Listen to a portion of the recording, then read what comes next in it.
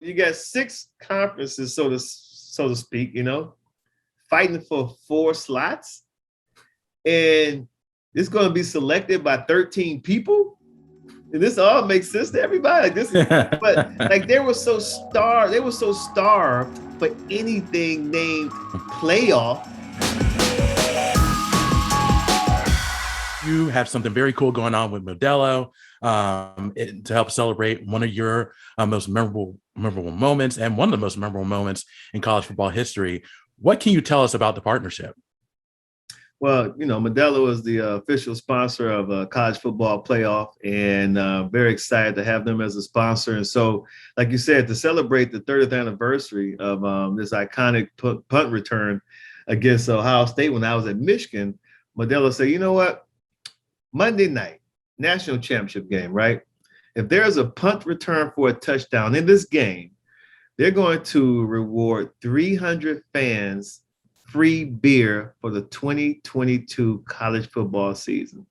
That's like, are you kidding me? I mean, it signed me up, right? And so if you want to be signed up for this, all you need to do is just send out a tweet to @ModeloUSA.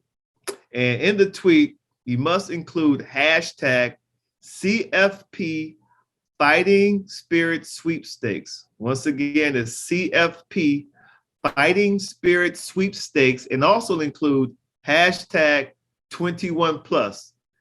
Again, hashtag 21 plus, and then you get a chance. And listen, Brad, there's not a punt return for a touchdown.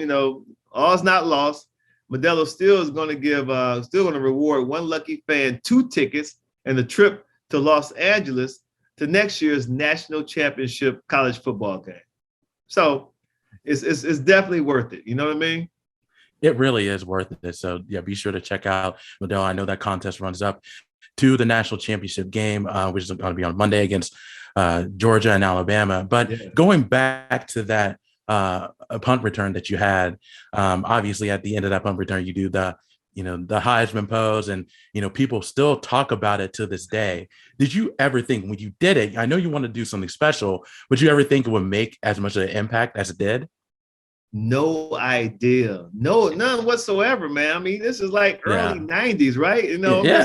Just a kid out there trying to have some fun. And, I was born and raised in Cleveland. So, the rivalry was just that much more special for me personally. And I was just trying to have fun, just trying to do something that, that get my guys excited, because I scored a lot of touchdowns that season, but I never did anything. Like every time I scored a touchdown, I did what we would call the Barry Sanders, like give the ball to the official, turn around and celebrate with my teammates, right? The guys who helped me make that play, that touchdown happen. So to be able to do that in that game, which is the game, was special. But I never imagined. I mean, Brian, we're talking about when you see like heads of state doing like the Heisman pose. Now you see all sorts of people doing the Heisman pose, so it was it's taken on a life of its own, and it has really been very gratifying and very humbling. Of course. And you made that memorable play with Michigan. And this year, Michigan had a very memorable season. They were able to beat Ohio State. They were able to win the Big Ten and reach the college football playoff for the first time. Unfortunately, they lost to Georgia in the semifinals. But what does Michigan need to do in order to get back to the college football playoff and be a championship contender moving forward? Well, I think they got a good recipe right now. They just need to add a couple more pieces. I mean, what they did, they came into the 2021 season with an identity. They had a fresh new coaching staff in certain areas, and especially defensively, brought on Mike Macdonald, who was a linebacker coach with the Baltimore Ravens. He became Jim Harbaugh's defensive coordinator. They also had some new coaches on offense, Mike Hart, Sharon Moore, offensive line coach, and some other pieces. So I think now they have like a good nucleus of coaches who are young, energetic, great teachers, wonderful coaches, and they can really reach these young men. So I just think there's need a couple more pieces here and there, and they should be okay. You mentioned coaches. Obviously, Jim Harbaugh, the head coach, has been a big part of Michigan's success, and he's had success everywhere he's went, whether it's in college football and in NFL. And I think because of that, there are rumors of him returning to the NFL. Now, I know you said he's going to you think he stays at Michigan, but how long do you think Jim Harbaugh continues his run at Michigan? Is it another 10 years, 20 years, or is it probably 5 years? I have absolutely no idea. Good question, but I couldn't answer that. I really couldn't. Right. It's a good question, but no idea. Of course, yeah, we'll have to just wait and find out. But I do think, I do think he is doing something really big at Michigan. But going back to the national championship game, as I mentioned, Georgia and Alabama are playing. This is a rematch from the SEC championship game. How do you see this game playing out? Do you think it will be similar to what it was in the SEC championship game about a month ago?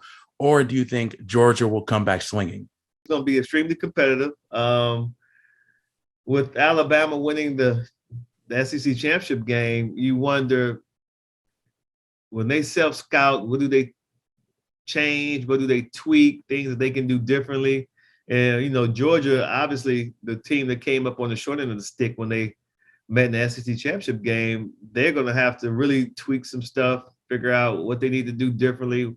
What can they change? One of the biggest differences, I think, is that in this game, Alabama won't have John Mechie III, who's an outstanding offensive weapon for Bill O'Brien, that offense. So they won't have him, and they got to find somebody or somebody to try to replace him or his productivity, because you really can't replace Mechie. He was that outstanding of a player. And Georgia, how are they going to approach Alabama's offense defensively? Don't forget, like, going to that game, Georgia only allowed maybe less than 8 points a game. Their defense was just that dominant. And Alabama scored on 5 consecutive drives against Georgia's defense, which was like mind-blowing. And they didn't really make it look like it was that hard when they did it. So it's going to be interesting to see that matchup, what tweaks they make defensively and what tweaks Bill O'Brien makes offensively to try to attack this Georgia defense. Now he doesn't have that one weapon he had, John Mechie III, in the first matchup. Do you think, for Nick Saban, do you think this is one of the best coaching jobs he has done? Because even though they started the season number 1, they've had their struggles. They lost to Texas A&M in the middle of the season, but they struggled against LSU, Florida, and even Auburn. So do you think, and it's hard because Nick Saban is just a legendary head coach, but do you think this year has been one of his best coaching jobs in his career? I think Nick Saban has done an outstanding job this year, keeping his team together, getting, having those guys believe week in and week out, especially when they've struggled. I believe each team has a point in the season where, they just don't look like themselves. They don't have their A game, but they find a way to win. And Alabama, they had that happen during the season. Also, they lost against A&M during the season. But, every time Alabama takes the field, whether it's offense or defense, I can't really speak about special teams, but they have the best player on the field, whether it's offense or defense. Like, when they're on the field defensively, Will Anderson Jr. is going to be the best player on the field. And when on the field offensively, Bryce Young just won the Heisman. He's going to be the best player on the field. So when you got those type of key components, or those key pieces available to you, then you really got something special to at least build around on both sides of the ball.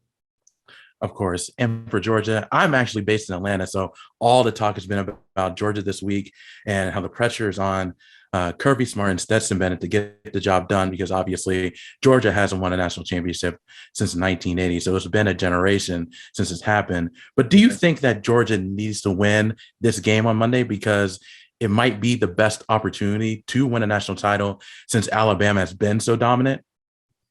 Absolutely. Absolutely. I mean, going into the SEC championship game, there was like no doubt in anybody's mind, as far as Georgia fans are concerned and players and staff, that they were going to beat Alabama. Like, this was the team. Like, this team has been constructed to beat Alabama. So, and then you looked at Alabama too. Don't forget, the previous week they played Auburn in the Iron Bowl, and they didn't look great at all. Matter of fact, Mm-hmm. they just won by the skin of their teeth in 4 overtimes. This is like an Auburn team that didn't have Bo Nix, and the quarterback that was playing was kind of banged up, and they couldn't put these guys away. It took 4 overtimes to beat Auburn. So you're looking at how Alabama, just didn't look great against Auburn.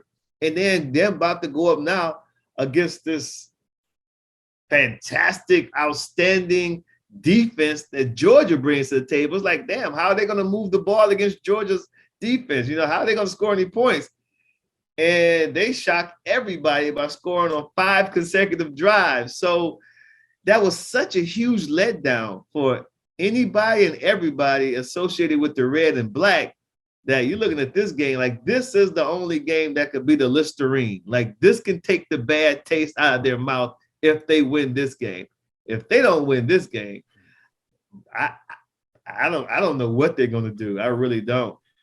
Yeah, it will be really interesting to see what happens here in Athens and Atlanta if Georgia loses. But along with the college football playoff national championship, one of the other topics that's been talked about is the playoff expansion. It looks like it could go to 12 teams. So we'll just have to see what is decided here in the next few weeks or so. So do you like the fact that the college football playoffs will be expanding? It might not be 12 teams, but it looks like it will expand. Do you like it seeing more than 4 teams in the college football playoffs in the foreseeable future?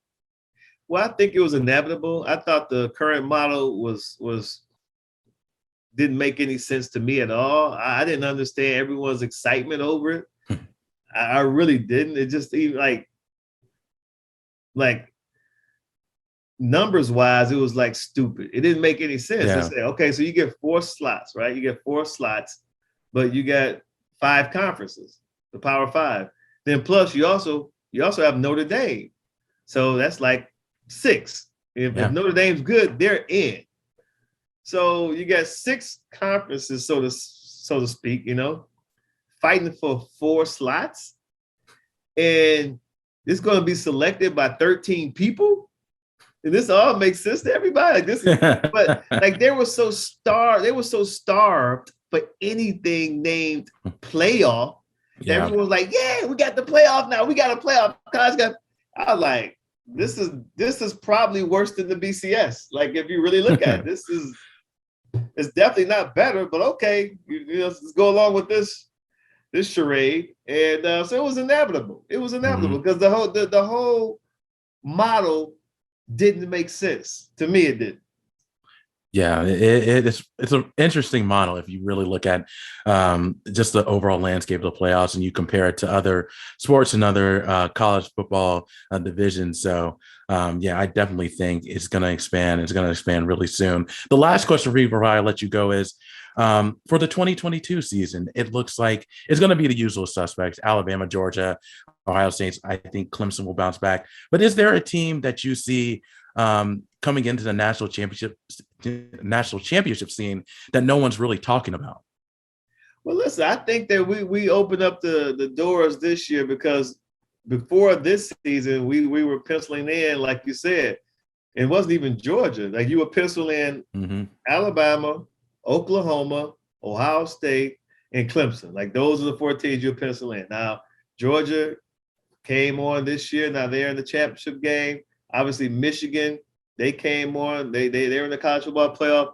And then we even had a group of 5 team. We had Cincinnati who broke through the ceiling and made it to the college football playoffs. So I do think that now we may start to get other teams. Don't forget, so Oklahoma, who was the team that you would normally pencil in. Lincoln Riley is out. He's at USC. Brent Venables is the head coach. This is his first time that I'm aware of becoming a head coach. He was a long-time defensive coordinator for Clemson. And now you look at Clemson.